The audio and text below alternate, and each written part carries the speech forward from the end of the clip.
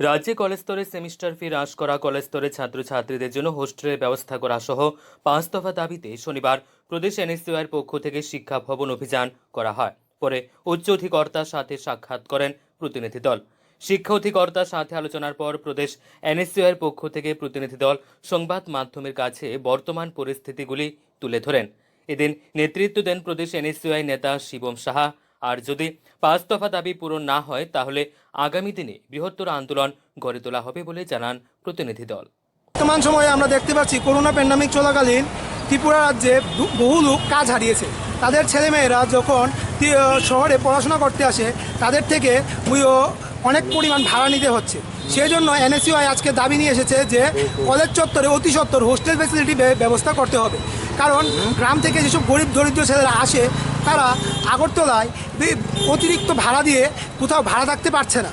সেই জন্য hostel facility অতি সত্বর ব্যবস্থা করতে হবে। তাছাড়া আমরা দেখতে পেয়েছি ত্রিপুরা বিশ্ববিদ্যালয়ে গত দীর্ঘদিন যাবৎ বাইরের স্টুডেন্টরা হোস্টেল ফ্যাসিলিটি বুক করছে, কিন্তু ত্রিপুরা যেসব ছাত্ররা সাবরুম বিলুনিয়া এইসব জায়গা থেকে আসছে তাদের কাছে হোস্টেল ফ্যাসিলিটি নেই। তাই আমাদের দাবি ত্রিপুরার ছাত্রীদের জন্য ত্রিপুরা ইউনিভার্সিটিতে ৮০% সিট রিজার্ভ রাখতে হবে।